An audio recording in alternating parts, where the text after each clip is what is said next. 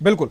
विपिन शर्मा जी, यहां पर अगर हम भारत की बात करें, ऑपरेशन सिंदूर किया और एक बहुत बड़ा और बहुत अच्छा उदाहरण पूरे विश्व को भारत ने दिया। पहला तो ये कि जो आतंकी ठिकाने थे वो चुन चुनकर तबाह किए। दूसरा ये कि जो लोग थे उनको नुकसान नहीं होने दिया, और ये बात सबसे पहले अंतर्राष्ट्रीय स्तर पर रखी कि हमने किसी भी बेगुनाह को नहीं मारा, जबकि सबसे पहले हमने बता दिया था। ये एक जो मैसेज है। और दूसरी तरफ दोनों देशों के बीच जो जंग चल रही है उसमें कितने लोग मारे जा रहे हैं, ठीक है, कोई इंसानियत को नहीं देख पा रहा कि किसकी जान जा रही है। ऐसी स्थिति में जो ट्रंप अपनी रणनीति बनाकर चलते हुए कंफ्यूजन की स्थिति में चले हुए हैं, और भारत अपने तरक्की के रास्ते पे दिन दोगुनी रात चौगुनी प्रगति करने से लगा है। चौथे नंबर की अर्थव्यवस्था बन चुके हैं हम। अगर भारत चाहता तो पाकिस्तान के भी टुकड़े कर देता, लेकिन पता है कि जंग से कोई फायदा नहीं होने वाला। हमें अपने देश को कैसे बढ़ाना है, लोगों का विकास कैसे कराना है, उस पर काम करें।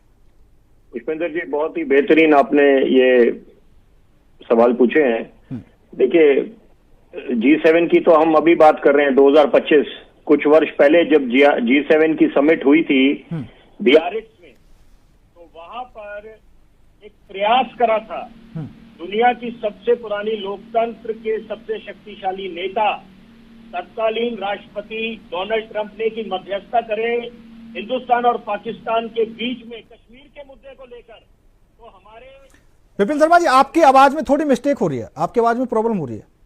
ये आवाज आ रही है अभी आपको? हाँ, थोड़ी कम आ रही है। अपना फोन आप कान पर लगा लीजिए मेरे हिसाब से।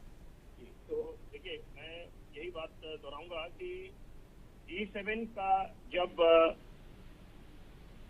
G7 का जब समिट था, हाँ, कुछ वर्ष पहले बियारिट्ज में, तो वहां पर मध्यस्थता करने की कोशिश करी थी अमेरिका के तत्कालीन राष्ट्रपति, जब अपने पहले कार्यकाल में थे डोनाल्ड ट्रंप ने, कश्मीर के मुद्दे को लेकर।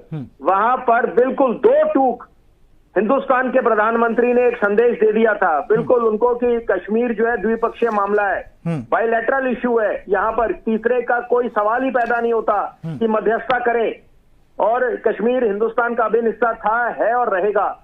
तो यही बात है कि एक तरह से जो उसको अंग्रेजी में कहते हैं he had to beat an hasty retreat, कदम वापस लेने पड़े थे डोनाल्ड ट्रंप को। और वही बात देखें कि इस बारी भी जो दावा करा जा रहा था राष्ट्रपति डोनाल्ड ट्रंप का कि उन्होंने मध्यस्थता करा के इस ऑपरेशन सिंदूर को विराम लगाया है, तो वो भी उस बात का खंडन करा गया।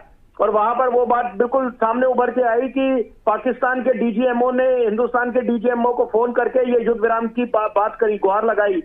तो इसका मतलब ये है कि एक तरह से आप कहां जा रहे हैं, आप अमेरिका को भी कहां ले जा रहे हैं, और आपकी खुद की जो नीतियां हैं, कूटनीतियां हैं, वो क्या हैं, वो बिल्कुल विफल हो रही हैं। और साथ साथ आपके अंतरकले तो मची हुई है अमेरिका में, लेकिन जरूरी बात है कि आपको बीच मैदान छोड़कर जाना पड़ा है। G7 के समिट को छोड़कर अगर जाना पड़ा है तो वो मुद्दे को और गंभीर बना देते हैं। हाँ। लेकिन देखिए, जरूरी बात है कि आप ये अमेरिका फर्स्ट की बात करते हैं, बहुत अच्छी बात है, होना चाहिए, जो आप राष्ट्रवादी होना चाहिए यहाँ पर, क्योंकि ये कोई उसमें कोई इफ एंड बट नहीं है, किंतु परंतु कि आप सबसे पहले आपका मुल्क, आपका देश, राष्ट्र सर्वोपरि।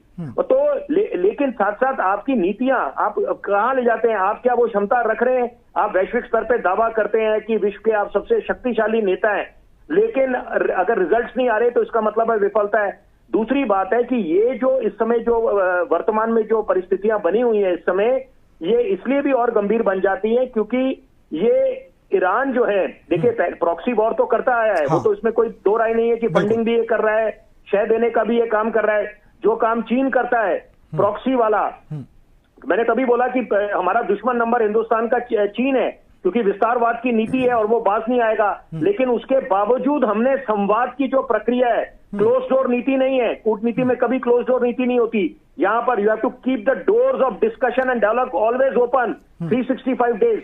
तो यहाँ पर अभी इस समय सवाल ये पैदा है कि इनके बीच में मध्यस्थता की कौन कराएगा। और एक तरफ यहाँ तो बिल्कुल ये तुले बैठे हैं कि बिल्कुल विध्वंस मचाना है, और यहाँ पर बिल्कुल इस बात का इंतजार है कि यहाँ पर बिल्कुल ऐसी तबाही का मंजर देखने को मिले या वैश्विक स्तर पे कि यहाँ पर दिल दहल जाए।